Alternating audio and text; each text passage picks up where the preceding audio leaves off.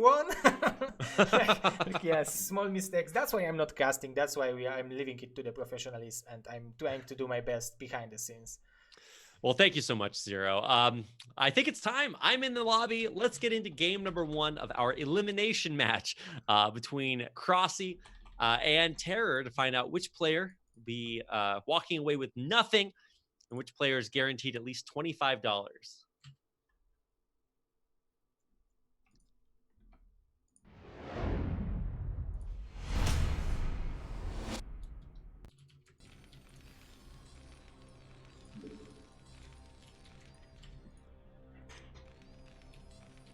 All right, here in the bottom right-hand corner of the map, Gladiator in the magenta. Or is that fuchsia? I think it's technically magenta, but it's close. This is our Terran player from Peru. It's TerrOr.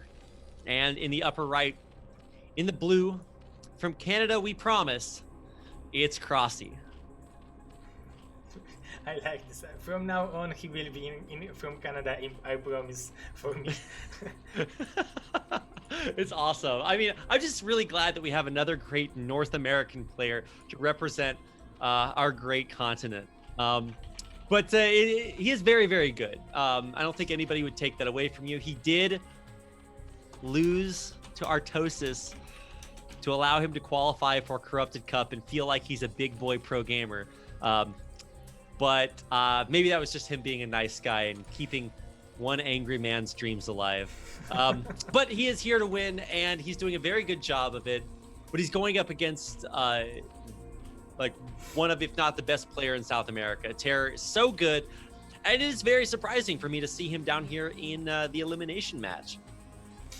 Yeah, but he was playing against TrueTouch, BSL champion, so we can forgive him for being there. But Yeah. You're right. It's very surprising when we see a player of that caliber. He was second in Corrupted Cup. He is like almost every time in quarterfinals of BSL, and he's in the losers match and basically one best of 3 from, like 2 best of 3 from advancing and 1 best of 3 from being eliminated. So he needs to play for 100% out of himself. Yeah, absolutely. So this is going to be really, really different than the last time we saw our previous TvZ. I hope. I mean, a couple of things to think about are TerrOr's style is very mech centric, and he also goes for a lot of 1-1-1, which is kind of interesting because you don't see that out of a lot of TvZ players. And on the other side, for cRoSs, he definitely does not or he's very good at executing like very textbook builds, like 2 Asmuda, which I'm expecting to see from him this game. Yeah, because now he's in Canada. So are you aware what is the turn rate between Peru and Canada? Like it's like turn rate 24 or it's No, like it's not. around 16? It's still bad. It's still bad. Okay. Yeah, the turn rate between like Peru and Peru is pretty bad sometimes too.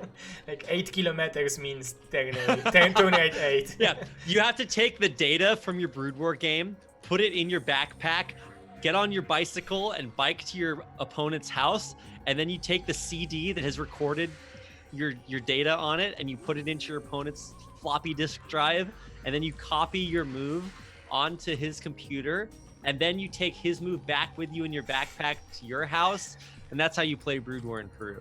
So this is how it feels like for the players. I'm just memeing. I don't mean to like get on them. And actually, TerrOr does have one of the best internet providers in Peru. We were talking about it at Corrupted Cup, and he's like, dude, I'm doing the best I can.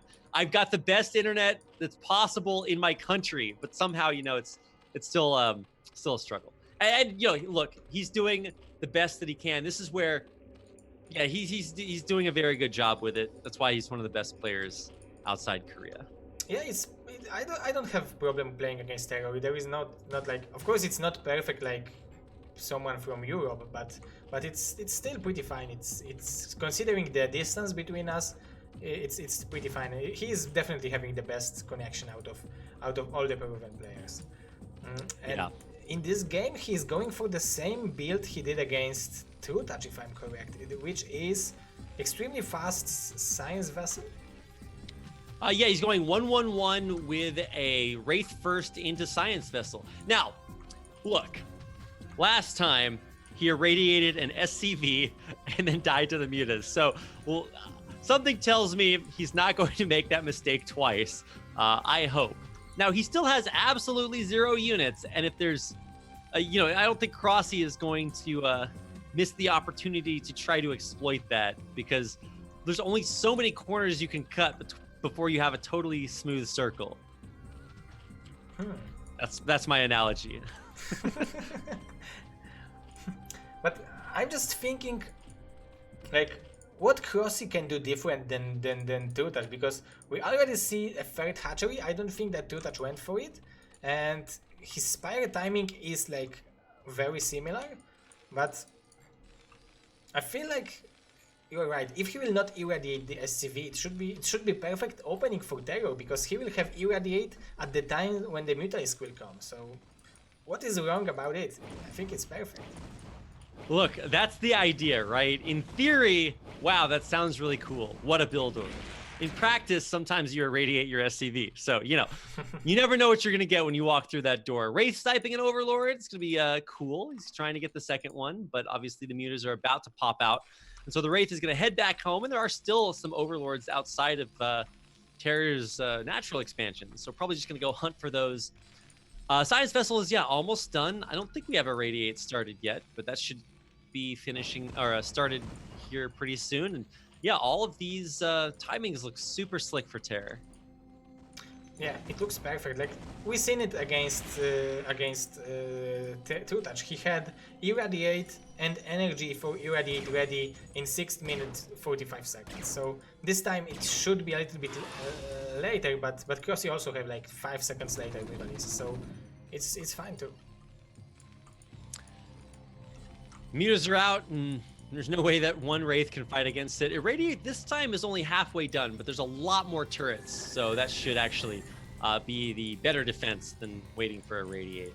Although on the other side, we're double hatching into Queen's Nest, so once again teching to that very fast hive. This is actually what TrueTouch has done, but he also dealt so much damage with the Mutalisks. So yeah, because it was like 10 minutes Ultralisk plus Defilers or something like that. Oh, it's a huge irradiate. Oh my god, he's not splitting the mutas either. He finally splits away, but a ton of damage done to these mutas. And now even the Wraith can fight them. And now, like, TerrOr is having a lot of money and he badly wants to start his Marines production, but he doesn't have the barracks. He delayed the barracks for a long time, and in the same time, cRoSs is adding the 5th hatchery, so his economy is like growing very fast. His hive is almost halfway done. Carbase is also almost done. Like, and he was doing that only on 4 Mutalisks, so he cut the corner over there. He just didn't build Mutalisks as TrueTouch did, and still have a pretty good situation after that. Yeah. But like, this is the weird slingshot effect. So, oh wow, the Terran player got away with no units early on. He cut a bunch of corners, right? But then you look across the map and you're like, wait a second, cRoSs has like 5 hatcheries, hive tech, and ultras almost on the way. I mean, the hive's not done yet, but that's the roadmap we're on, and the worker count's very, very similar. So, it's not like TerrOr is out of the woods just yet. It worked this time. So now we get a chance to see what that last game would have looked like if he hadn't irradiated an SCV. So yeah, right. A bunch of racks on the way, and this is a weird sort of hybrid smorgasbord of Terran units. This is the good old 10-minute Marine range build. Exactly, this is 10 minutes, and you're right, the range is not even halfway done, but it's some kind of 10-minute timing attack. It has to be, because he's making tanks, so probably he's aiming for the timing when Zerg is not having the filer yet. So and he's able to kill every single ground army unit with maybe with the ground army. I don't know what is the idea of this build. Yeah, well, Defiler Den's just starting here, or Defiler Mound. I'm so sorry. It's clearly a mound and not a den. But lurkers are going to be out, and that means that if you're going for a timing attack, I mean, this is like the 4-player version of Heartbreak Ridge. We got all these pizza wedges, Star Destroyers, I don't know, pyramid heads, whatever you want to call them, out on the map of high ground. And if you're trying to move across that with tanks, that can be a little bit difficult. So let's see if we can spread our lurkers in time and hold on. against a pretty potent attack here. +1's going to finish up for this bio, and surely that is the timing he's supposed to hit. Whoa, crazy Irradiate. He snuck the science vessels around from behind the mutas and kills almost all of them. Yeah, but now cRoSs is going for the counter-attack. There are 6 lurkers and a lot of links. There are only few marines in the TerrOr base and he's sending them to reinforce the attacking units. So it might be very deadly and very dangerous attack. There are no units in the bunker. Of course, TerrOr is producing a lot of units, but he's not making any tanks. So this attack will be so dangerous. Yeah, he kills a bunch of marines and he's going to run right into the natural. Oh my god, he's gonna burrow on top of the bunker. Where's the scan? Oh, I guess he's got the vessels, but they're actually pushed out of there. So many spines killing all the bio. TerrOr's running his bio straight into the lurkers and losing everything. And look at the supplies now. Right now it's 82 to 61. So cRoSs made a perfect trade in this engagement. And oh my tanks. god, all those lurkers kill every bit of bio. The tanks are unprotected. They're unsieged. The Scourge are gonna kill off every science vessel. Ling's overrunning TerrOr's natural expansion. Thankfully, some of the medics survived and they can make these SCVs tank for the tanks. And that's why this link is so good, because they are having +1 carapace. I don't know if he was able to make adrenaline upgrade because the hive is done, but still this +1 carapace equals the upgrades from Terran. So yeah, it's not that easy to kill the Lings.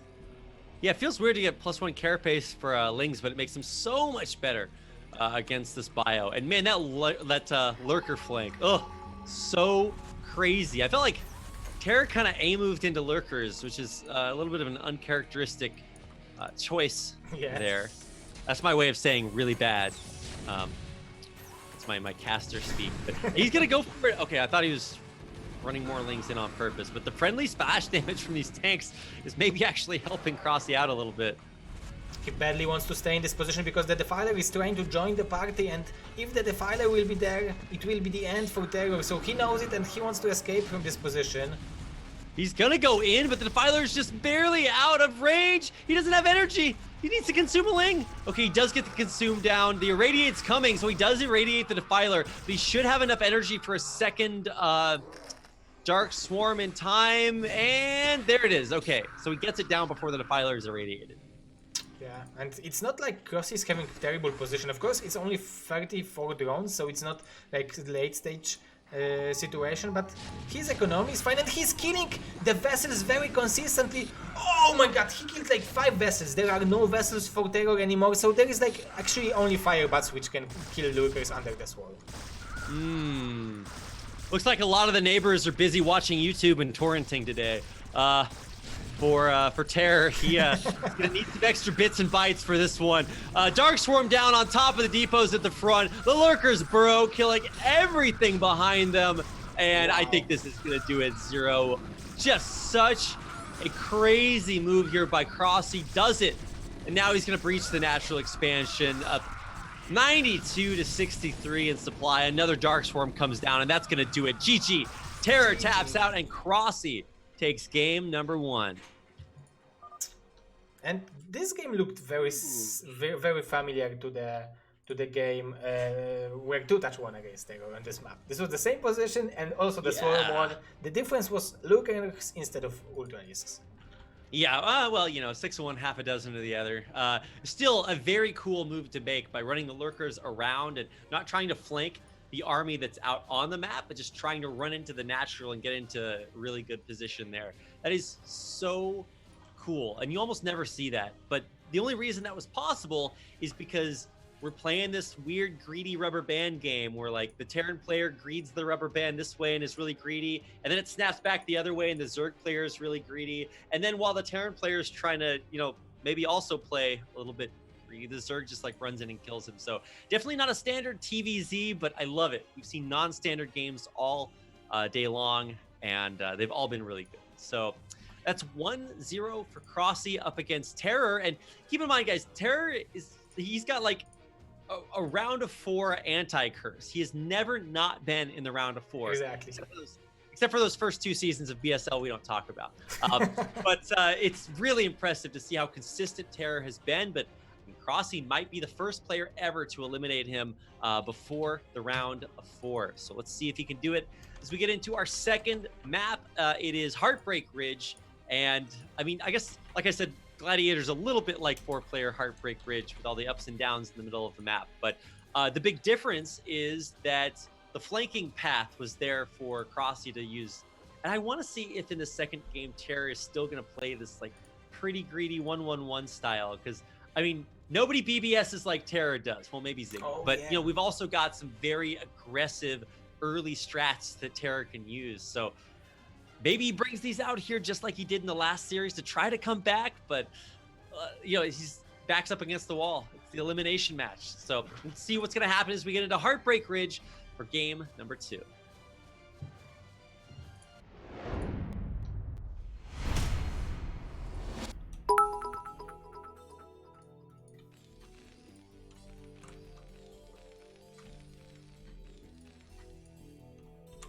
All right, here we go on the left-hand side of Heartbreak Ridge in the magenta as Terran. Playing from Peru, it is TerrOr. And his opponent is our blue Canadian Zerg player, cRoSs. So today, like, I don't know if there was some kind of promotion or something like that, but Heartbreak Ridge is outstanding map of today. We are seeing it in every single best of 3, right? Like, yeah, I get that it was the first map for the matches, but also players are choosing it. Yeah, I mean, one thing is for sure, we are definitely not seeing Quintessence.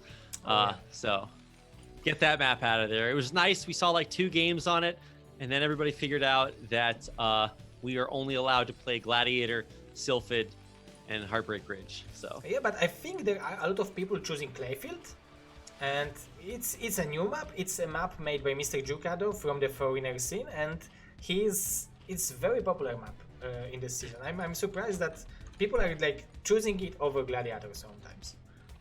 Yeah, it is. It's really weird. It's like a 4-player transistor or something, or I don't know. I'm not great at my map analogies, but yeah, it is one of the more picked newer maps out there. So always cool to see some new life in the map making scene. So as far as Heartbreak Ridge goes, you know, this is way OG. I'm trying to remember when HBR came out. It's like 2008 Pro League was when this was released. So over 10 years old. Oh yeah. So it's pretty young map for Broodwar. So the old map is from 2004, I think. Like yeah, like Sinchapung Ryung or something. Oh yeah, this was a map, or Peaks of Big Do. Like I still can't believe how like it was possible to play on this map, and I really like that in ZVT. And now when I'm playing it, I played few games because we made like tournament on it, and it was terrible for Zerg. Like now Terrans can abuse this map so badly. I think it's the same thing with Destination, where it was a cool map in the previously, and now it's not good for the current meta.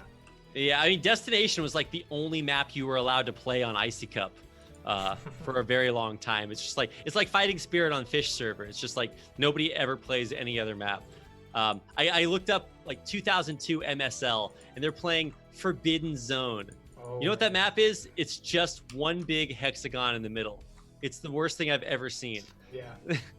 These maps were not good. Neo Silent Vortex, which looks like they drew it in MS Paint. I'm just like, I don't know what they're doing back then. So we've definitely evolved. So big thanks to Jucado for actually knowing how to make maps in the current era. So as far as this game goes, I wouldn't say there's anything extremely weird. We're still rushing Lair for cRoSs, so it's not like we're going for some 3-hatch play early. But it's all scouted by both players, so there's no surprises either way. And it is still that gas build, the 1-1-1 from TerrOr.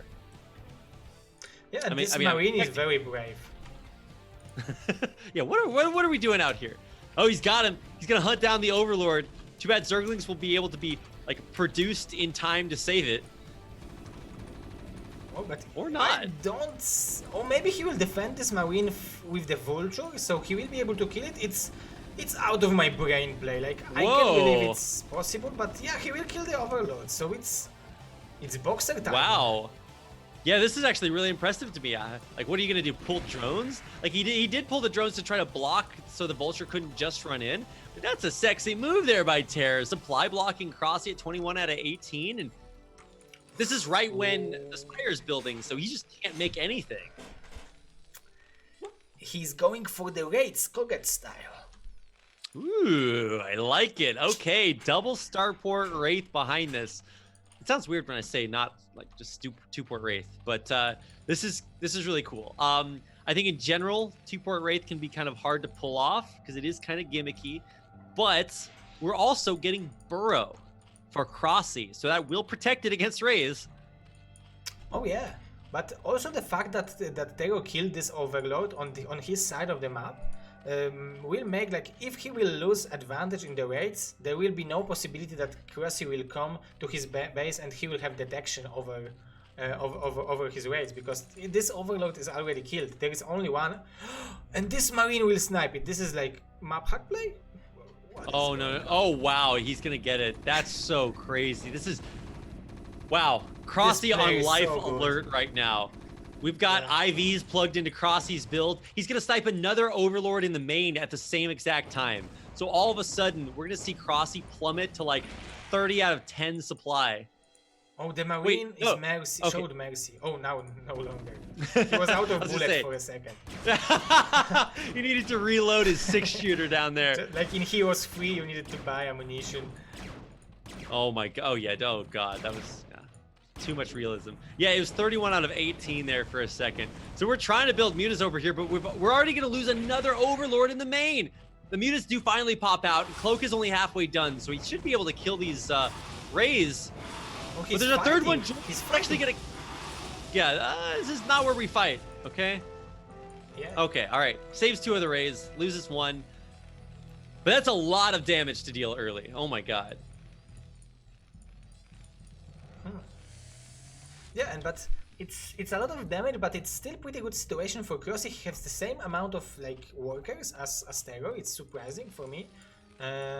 And he's making mutalisks. Like he didn't lose any like significant amount of drones.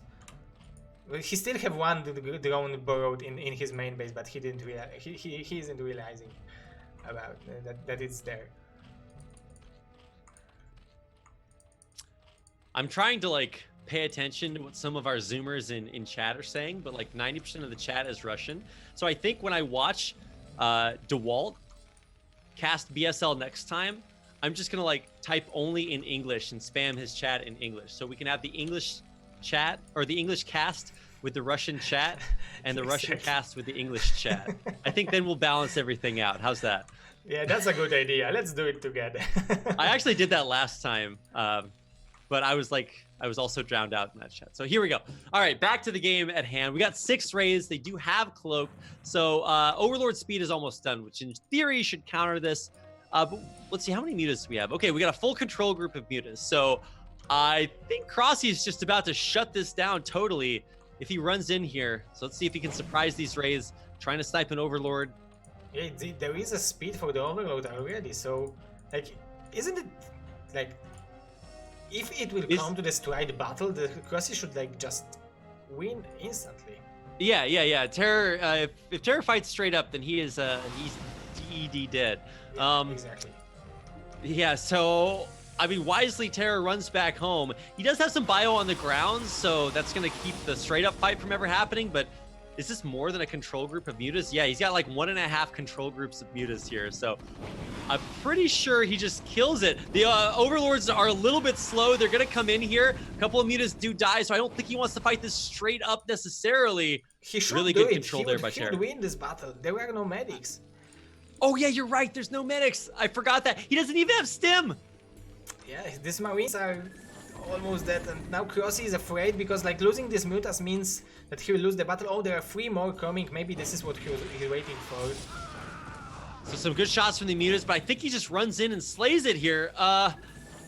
Okay, he's gonna try to find a weakened spot. He targets down the missile turret, and now I think he's got it. The Overlords make this a little bit hard to count, but with more mutas flying in, even the cloak doesn't matter. The mutas are starting to get thinned out. The bio on the ground is dying though too. The Rays surviving in the air. The mutas microing back away from the turrets.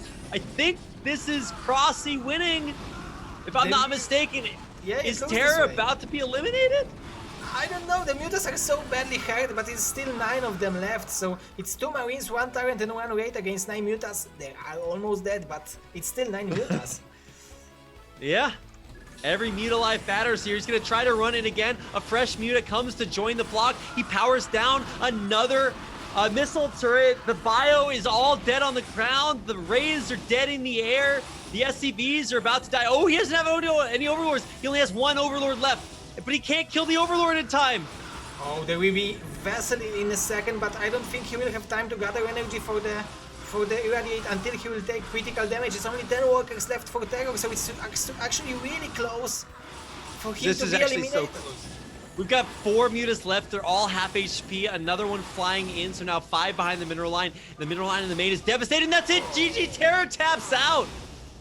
And our North American Zerg eliminates TerrOr for the first time ever in the round of 16. So, wow, it's a round of 16 cores. Like, TerrOr and TerrOr already? Like, BSL level needs to be so high that, like, it's much higher than that. Like, I mean, look, yeah, you can't be a god forever. This is so crazy that we're seeing kind of not a changing of the guard. Like, these players are not like, they're not boomers just yet. But these young whippersnappers, the up and comers like cRoSs, who I think